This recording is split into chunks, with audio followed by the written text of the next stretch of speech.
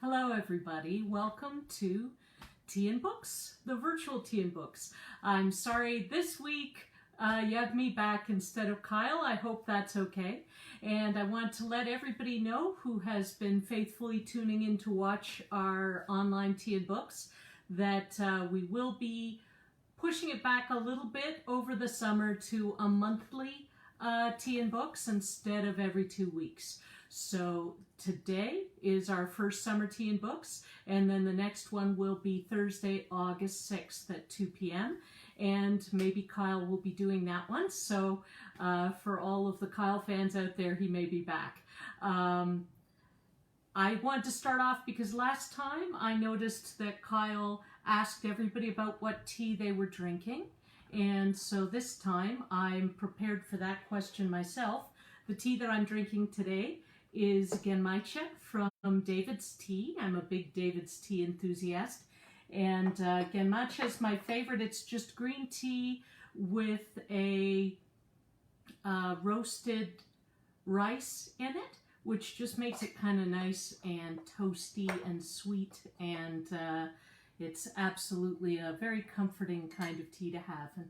And I think that, sorry for reaching out of the frame there for a second, I think it's a little more soothing to the throat since I'm going to be drinking it while I'm reading. For those of you out there watching, please let me know what kind of tea you're drinking below, and let me know what books you're reading right now, because of course the books I'm going to talk about today are not the books that I necessarily am reading right now. They're ones I read a little while ago. So today I'm trying to really highlight some diverse authors. Those of you who are regulars at Tea and Books know that I really love to read different books by different authors and explore different countries and the history of different, all kinds of different people all over the earth. So today we're going to start off with one that I read actually last year, and I've been looking for an opportunity to bring it into Tea and Books. I really enjoyed it, and it's called The Old Drift. The Old Drift by Namwali Sarpal. And this book I really enjoyed.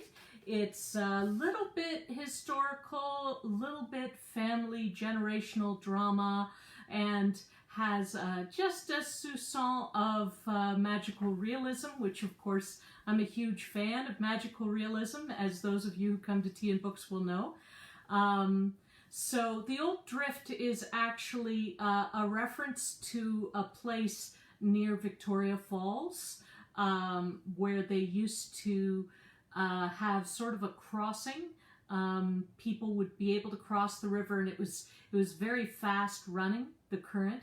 So in order to get across and pick people up, they would have people stationed to sort of grab the raft either side of the river, and it would just kind of use the current to drift across to the people who would grab it on the other side.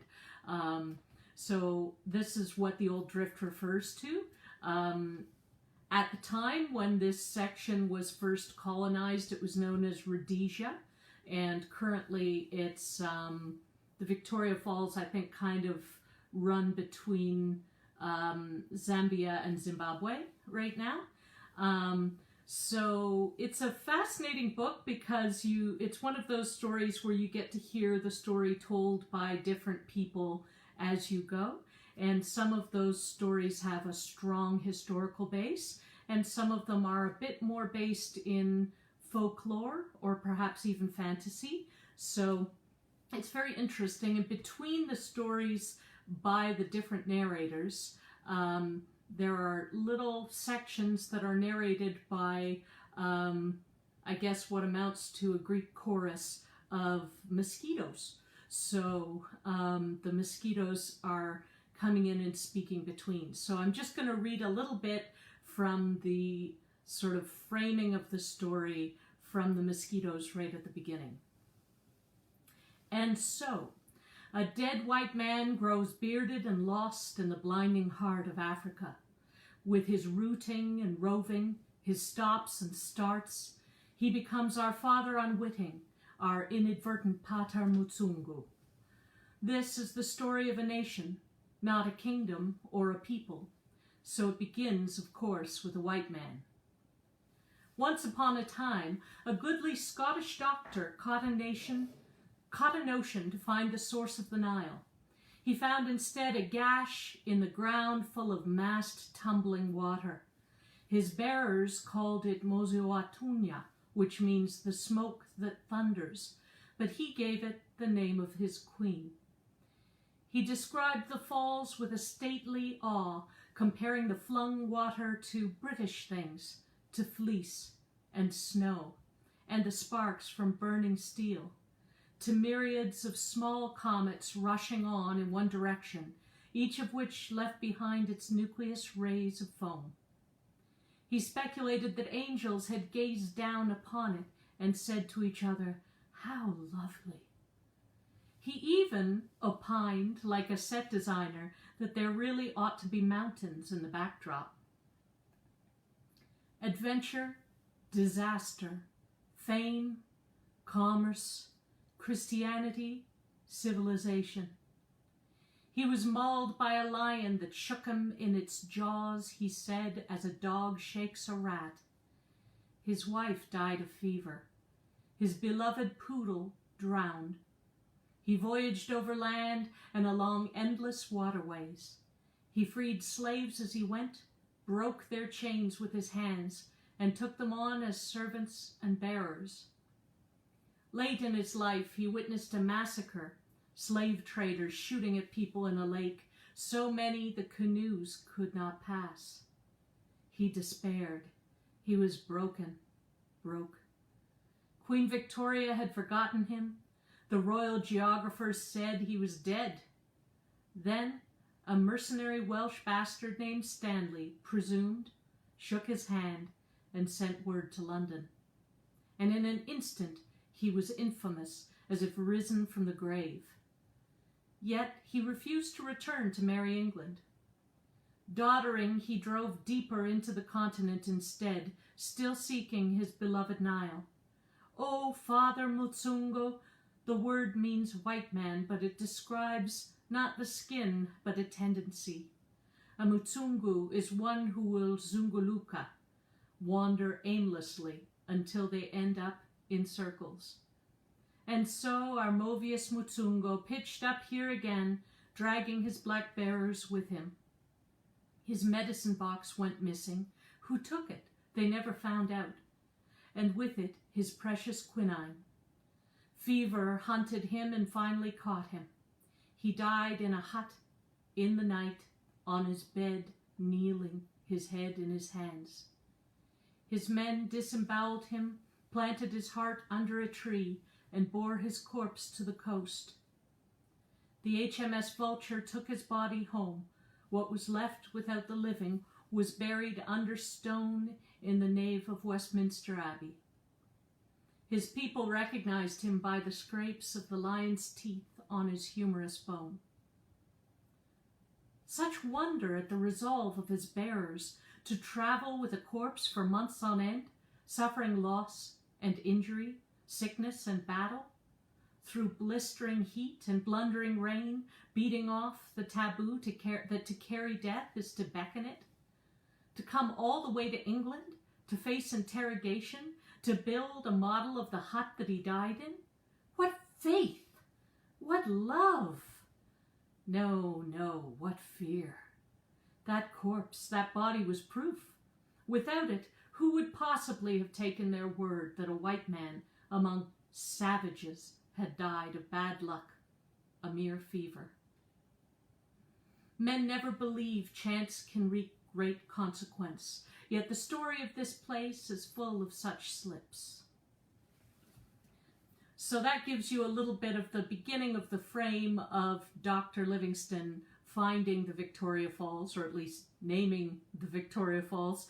And then it goes on to give a little bit of the history of the colonization of that area and how it came to belong to the English, and then how it moved out of that in terms of its independence and the forming of these other countries, And it comes into a sort of a weird present slash future where some of the things that are happening with the descendants that are shown in the story are very interesting. And some of the sort of folkloric elements of the story too are also fascinating. One of the true stories that are buried in this book, which I found really fascinating because it centers on one young woman who actually was an astronaut for the Zambian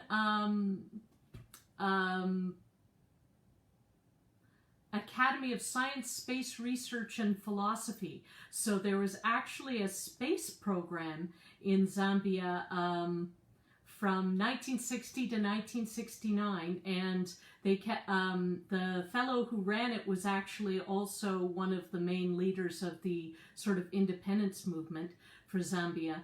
And this young girl who is 17 years old, Martha,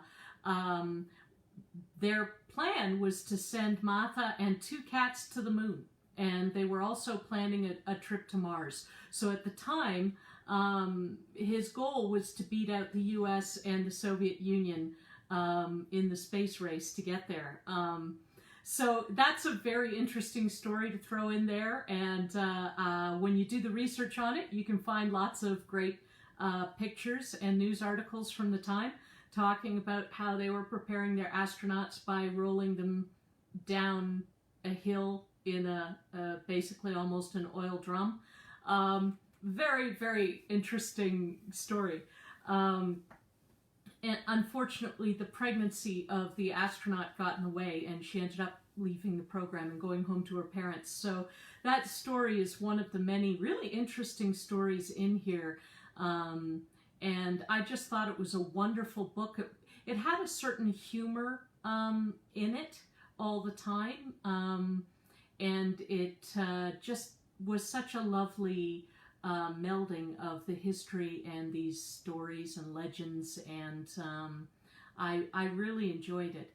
So it's a wonderful way to explore a little bit of the history of Africa and find out more about that. So I would really recommend it. I mean, it's not a beach read, of course. It's not very light, but it's not very heavy either. It was a fairly easy to read book, I found, and I really enjoyed it. I hope you got a feel for the language of the author too. Some parts of it are almost poetic. She has a very nice cadence in there. So that's my first recommendation. It seems appropriate to go from that into my nonfiction recommendation. Probably you've heard of this book right now. It's called How to Be an Anti-Racist by Ibram X. Kendi. How to Be an Anti-Racist. And this book is right at the top of the bestseller list right now with everything that's going on. It's a book a lot of people are recommending. A lot of people are reading it. So we do have a physical copy and an e-copy. There are holds on both of them. I listened to it as an audiobook, which is interesting also. This is a wonderful book to make you really think. The author himself, Ibram X. Kendi, is a professor of African American history, and it's very interesting what his take is on anti-racism and what it is. He himself grew up in the sort of Reagan era in a sort of middle-class community. So one of the things he talks about a lot is his own racism towards his community, and some of the ways in which he had to change his own thinking to be more anti-racist. And what I like is that he talks about anti-racism as it's not a thing that you achieve. It's an action at any moment. So he tries to talk a little bit about what racism is and how it can happen, and why the correct response is not to not be a racist, but to be an anti-racist. And I think it's very powerful having him talking about his own experiences with his own racism. I think is very good at sort of encouraging the reader to inspect their own ways, their own beliefs and things that they've learned since their youth, and their own thoughts on issues. And part of what he's trying to do is take away a little bit of the sting from that word racist, because people are responding to it in such a negative way. So he talks a little bit about that, but he starts off at the beginning. I'm just going to read a section from the beginning where he's talking about this speech that he gave. I guess he was part of this big Martin Luther King Day in the year 2000, and he had written this speech about sort of his own dream.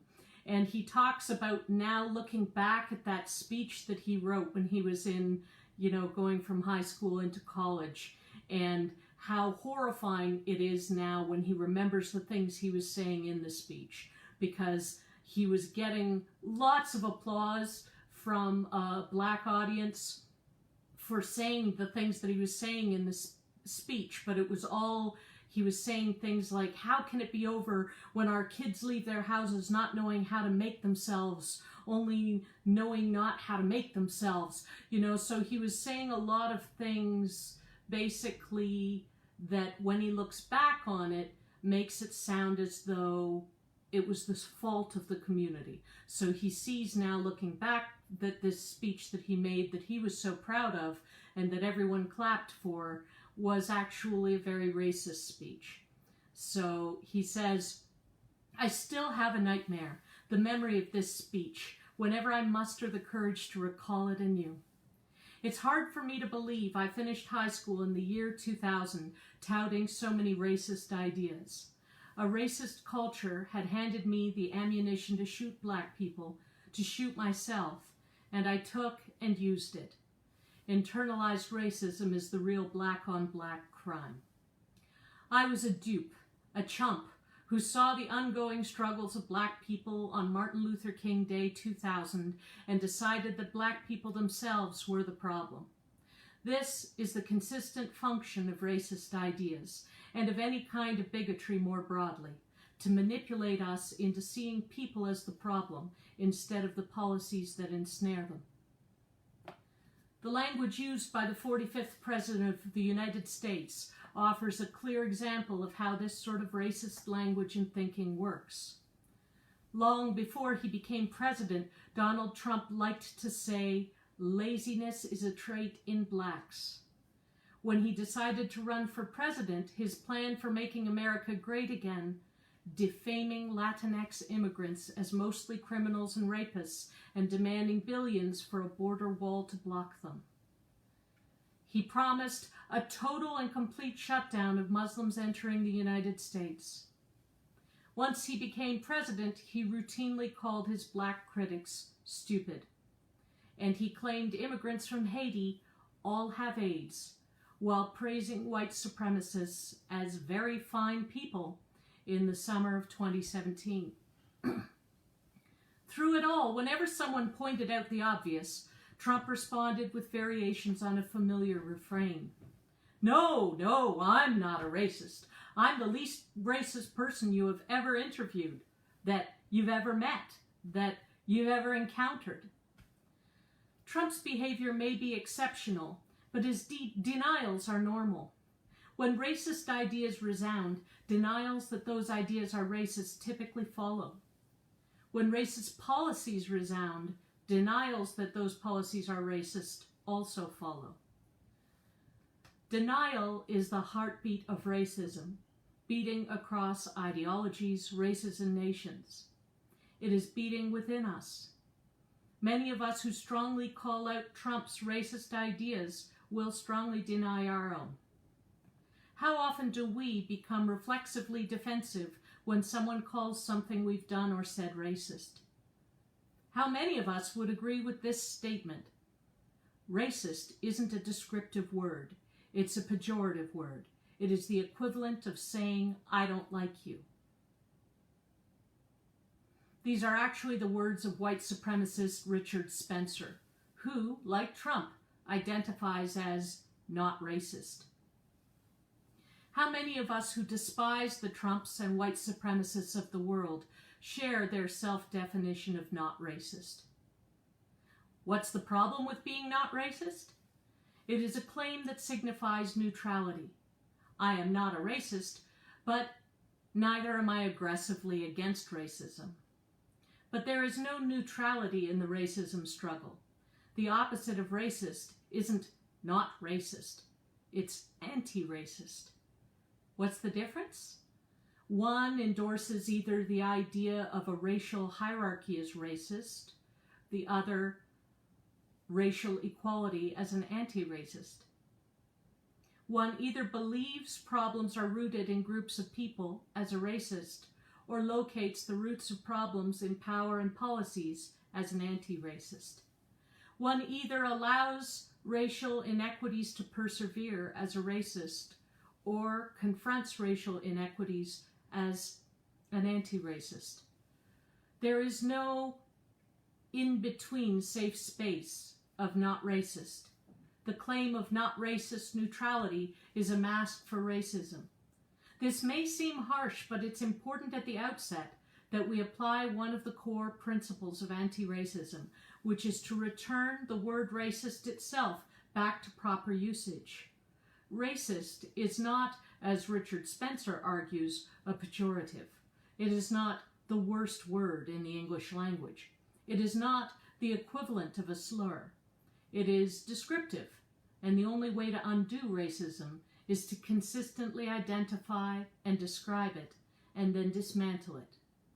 The attempt to turn this usefully descriptive term into an almost unusable slur is, of course, designed to do the opposite, to freeze us into inaction.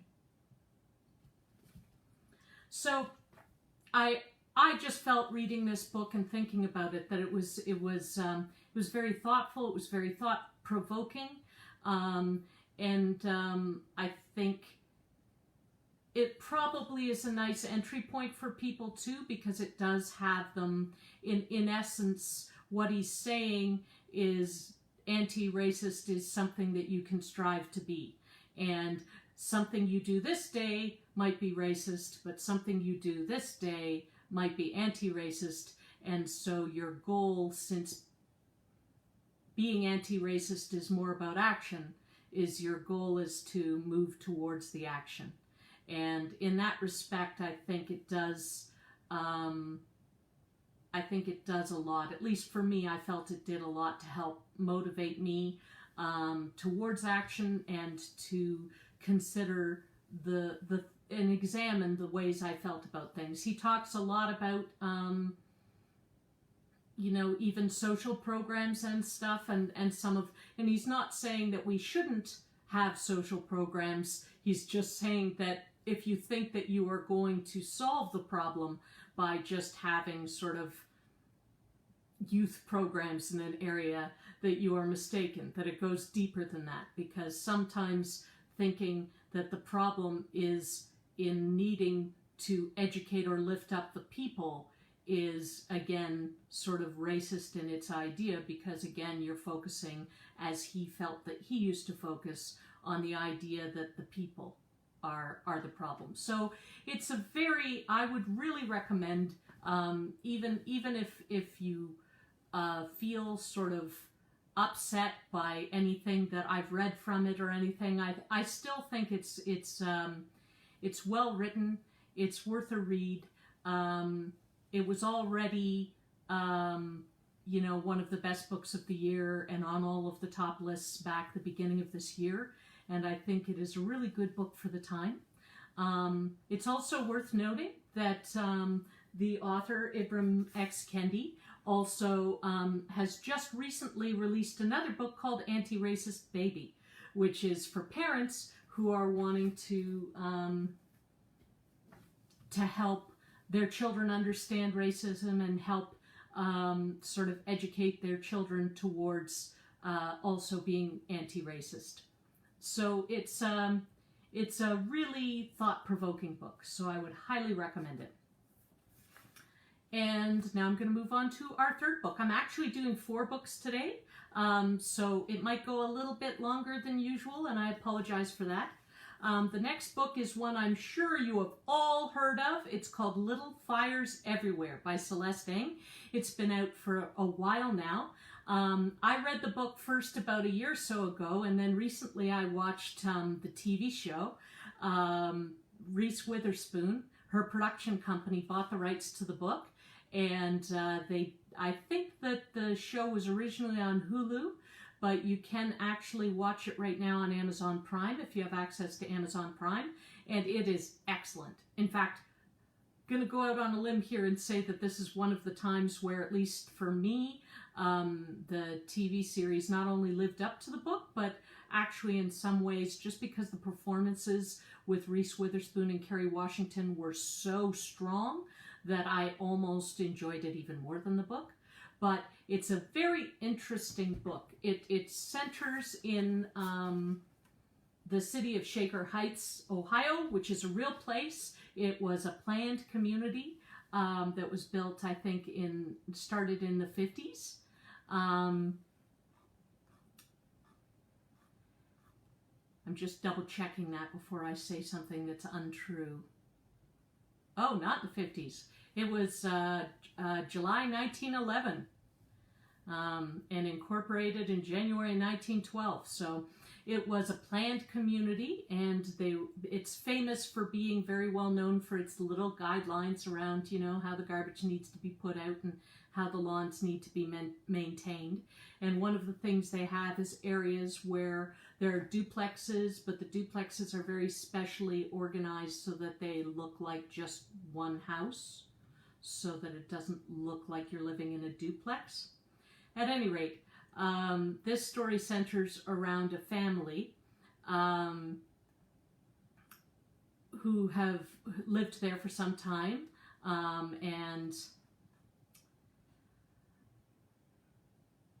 I'm just going to read you a little bit from the beginning, because it starts in a very specific way that will give you a little bit of an insight into how the whole book goes. If you haven't already read this, I know we did it for book club a couple of weeks ago, but if you hadn't read it yet, I would really recommend it. It's a good summer read. Here we go. Everyone in Shaker Heights was talking about it that summer. How Isabel, the last of the Richardson children, had finally gone around the bend and burned the house down. All spring, the gossip had been about little Mirabelle McCullough, or, depending on which side you were on, Mei-Ling Chow. And now, at last, there was something new and sensational to discuss. A little after noon on that Saturday in May, the shoppers pushing their grocery carts and hydrants heard the fire engines wail to life and careen away toward the duck pond. By 12:15, there were 4 of them parked in a haphazard red line along Parkland Drive, where all 6 bedrooms of the Richardson house were ablaze, and everyone within a half-mile could see the smoke rising over the trees like a dense black thundercloud. Later, people would say that the signs had been there all along, that Izzy was a little lunatic, and there had always been something off about the Richardson family. That as soon as they heard the sirens that morning, they knew something terrible had happened. By then, of course, Izzy would be long gone, leaving no one to defend her, and people could, and did, say whatever they liked. At the moment the fire trucks arrived, though, and for quite a while afterward, no one knew what was happening. Neighbors clustered as close to the makeshift barrier, a police cruiser parked crosswise a few hundred yards away, as they could, and watched the firefighters unreel their hoses with the grim faces of men who recognized a hopeless cause. Across the street, the geese at the pond ducked their heads underwater for weeds, wholly unruffled by the commotion. Mrs. Richardson stood on the tree lawn, clutching the neck of her pale blue robe closed. Although it was already afternoon, she had still been asleep when the smoke detectors had sounded. She had gone to bed late and had slept in on purpose, telling herself she deserved it after a rather difficult day. The night before, she had watched from an upstairs window as a car had finally pulled up in front of the house. The driveway was long and circular, a deep horseshoe arc bending from the curb to the front door and back, so the street was a good 100 feet away, too far for her to see clearly, and even in May at 8 o'clock it was almost dark besides. But she had recognized the small tan Volkswagen of her tenant, Mia, its headlights shining. The passenger door opened and a slender figure emerged, leaving the door ajar. Mia's teenage daughter, Pearl. The dome light lit the inside of the car like a shadow box, but the car was packed with bags nearly to the ceiling, and Mrs. Richardson could only just make out the faint silhouette of Mia's head, the messy top knot perched at the crown of her head. Pearl bent over the mailbox, and Mrs. Richardson imagined the faint squeak as the mailbox door opened and shut. Then Pearl hopped back into the car and closed the door. The brake lights flared red, then winked out, and the car puttered off into the growing night. With a sense of relief, Mrs. Richardson had gone down to the mailbox and found a set of keys on a plain ring with no note. She had planned to go over in the morning and check the rental house on Winslow Road, even though she already knew that they would be gone. It was because of this that she had allowed herself to sleep in, and now it was 12:30, and she was standing on the tree lawn in a robe and a pair of her Sun Trips tennis shoes, watching their house burn to the ground. When she'd awoken to the shrill scream of the smoke detector, she ran from room to room looking for him, for Lexi, for Moody. It struck her that she had not looked for Izzy, as if she'd already known that Izzy was to blame. Every bedroom was empty except for the smell of gasoline and a small, crackling fire set directly in the middle of each bed, as if a demented Girl Scout had been camping there. By the time she checked the living room, the family room, the rec room, and the kitchen, the smoke had begun to spread, and she ran outside at last to hear the sirens, alerted by their home security system, already approaching. Out in the driveway, she saw that Tripp's Jeep was gone, as was Lexi's Explorer and Moody's bike, and of course, her husband's sedan. He usually went into the office to play catch-up on Saturday mornings. Someone would have to call him at work. She remembered then that Lexi, thank God, had stayed over at Serena Wong's house last night. She wondered where Izzy had gotten to. She wondered where her sons were and how she would find them to tell them what had happened. So, you can see she's got 4 kids, and she is quite a piece of work. And it is very fascinating looking at the Richardson family and how this tenant that you just see in this first little bit, you see the tenant Mia and her daughter Pearl leaving. And you're about to be set for this story where Mia and Pearl somehow come in as tenants and end up upending the whole Richardson family. And you probably guessed that exactly who set the fire is maybe not quite as open and shut as she seems to believe that it is. It's a really fascinating exploration of family and of the dynamics between a mother and her children, and of course the dynamics between Mrs. Richardson and her, whoops, sorry, I accidentally kicked the carpet that this was standing on. And it's a really, really good book. Very entertaining, very light read. So I would certainly recommend it for the summer. And if you have seen it or read it and you want to see the TV show, I would really recommend it on Amazon Prime. Really good. It's just a mini series, and it reminded me a lot of Her Big Little Lies that Reese Witherspoon's production company did, I believe on HBO. It was also excellent. And my last book that I'm going to talk about is actually written by a First Nations author, Cherie Dimeline, and you may know her as the author of the YA sort of breakout novel, The Marrow Thieves. And this book, Empire of the Wild, is really entertaining. It's sort of it's a bit of a mystery, not quite horror, I would say thriller. Basically, the protagonist has lost her husband. He has disappeared after a fight that they had, and he's been missing for months, and everyone has given up looking for him. They all believe that he just left her, and so she ends up finding him. He is working as a preacher in one of those big sort of traveling religious shows, like sort of tent revival type shows. And she finds him, but he does not recognize her. And so this touches off this big battle between her and this sort of marketing genius that is running the tent revival. And she's trying to get her husband back. She is convinced it is her husband. Everyone else tells her it is not.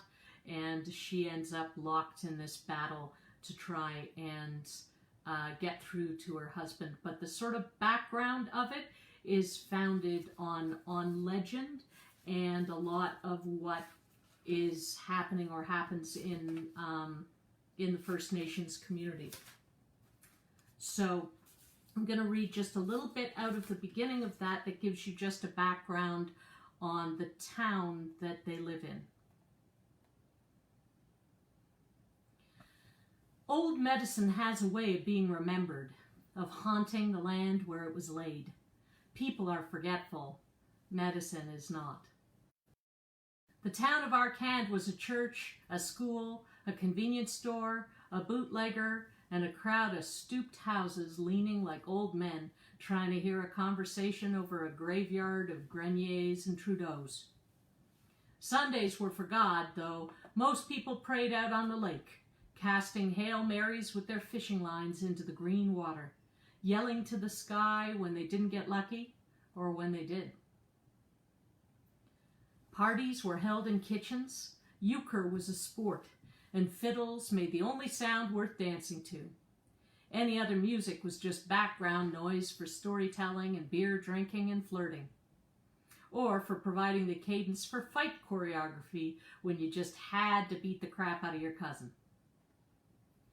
The people who lived in Arcand were brought from another place, moved off Drummond Island when it was handed over to the United States in 1828. They were half-breeds, the children of French voyageurs and First Nation mothers and Métis people who had journeyed from Manitoba. The new colonial authorities wanted the land, but not the Indians, so the people were bundled onto ships with their second-hand fiddles and worn soft boots. They landed on the rolling white sands of the Georgian Bay and set their new homes up across from the established town that wouldn't welcome them. At first they were fine on their own, already flush with blacksmiths and hunters, fishermen, and 100 small children to toss stones into Lake Huron. If they'd known then how each square inch would have to be guarded, how each grain of sand needed to be held tight, perhaps they would have stacked the rocks instead of gifting them to the lake. Over the years, without tree and without wealth, the half-breeds were moved away from the shorelines where million-dollar cottages were built in a flurry of hammers on lumber. So many at one time, it was as if the shore was standing to an ovation. Family by family, the community was pushed up the road. Catholic by habit, they prayed on their knees for the displacement to stop, for the Jesus to step in and draw the line between the half-breeds and the new people. Those among them who carried medicine also laid down coarse salt as protection against the movement. This salt came from the actual bones of one particular Red River family, who drew their own boundaries when the hand of God did not reach down to do it for them. Eventually, inevitably, the shore belonged to the newcomers who put up boathouses and painted gazebos and built docks where sunburnt grandchildren would cannonball into June waters, calling for someone to watch what they could do. And the half-breeds, they got the small settlement up the dirt road. They got Arcand. Some of the people managed to hold on to the less desirable patches of waterfront, areas with no beach, or too many lilies like decaying fingers of a neglected woman pushing out of the muck. These were the older people who refused to head up the road to Arcand. They kept rickety docks where the fishermen tied their rusted boats in exchange for some of the catch. The heavily wooded acres that bloomed out from Arcand toward the highway and the smaller roads with hairpin curves snaking down to the occupied shores, these areas too remained up for grabs. In any half-breed home there were jars of coins and a wistful plan to buy back the land 1 acre at a time if need be. On these lands, in both the occupied places and those left to grow wild, alongside the community and the dwindling wildlife, there lived another creature. At night, he roamed the roads that connected Arcand to the larger town across the bay where native people were still unwelcome 2 centuries on. His name was spoken in the low tones save for swear words and prayer. He was the threat from 100 stories told by those old enough to remember the tales. Broke Lent? The Rougarou will come for you. Slept with a married woman? Rougarou will find you. Talk back to your mom in the heat of the moment? Don't walk home. Rougarou will snatch you up. Hit a woman under any circumstance? Rougarou will call you family soon. Shot too many deer so your freezer is overflowing but the herd thin? If I were you, I'd stay indoors at night. Rougarou knows you by now. He was a dog, a man, a wolf. He was clothed, he was naked in his fur. He wore moccasins to jig. He was whatever made you shiver, but he was always there, standing by the road, whistling to the stars so that they pulsed bright in the navy sky, as close and as distant as ancestors. For girls, he was the creature who kept you off the road or made you walk in packs. The old women never said, "Don't go into town, it's not safe for us there. We go missing, we are hurt." Instead, they leaned in and whispered a warning. "I wouldn't go out on the road tonight. Someone saw the Rougarou just this Wednesday, leaning against the stop sign, sharpening his claws with the jawbone of a child." For boys, he was the worst thing you could ever be. You remember to ask first and follow her lead. You don't want to turn into Rougarou. You'll wake up with blood in your teeth, not knowing and no way to know what you've done. Long after that bone salt, carried all the way from the Red River, was ground to dust, after the words it was laid down with were not even a whisper, and the dialect they were spoken in was rubbed from the original language into common French, the stories of the Rougarou kept the community in its circle behind the line. When the people forgot what they had asked for in the beginning, a place to live and for the community to grow in a good way, he remembered, and he returned on padded feet, light as stardust on the newly paved road. And that Rougarou, heart full of his own stories but his belly empty, he came home not just to haunt, he also came to hunt. So that sets the stage a little bit for this story, like I say, of the woman having lost her husband. Her husband's gone missing, and nobody will take it seriously anymore, and there is a violent death nearby that affects her, and she is desperately trying to find him and ends up walking into this prayer revival tent and see a man that looks exactly like her husband preaching. So that's sort of how the story begins. And it was a wonderful, again, a wonderful melding of sort of folk tale and history and just good sort of thriller mystery. So I would really recommend that one if you like that sort of thing, that little bit of a paranormal element to it. It was just a real treat to read. So I've gone on for 45 minutes. It's time to wrap it up. Thank you for listening to me. And I hope to see you next time on, or have Kyle see you next time on August the 7th when we do our next Tea and Books. And until then, I hope you have a wonderful summer. Thank you.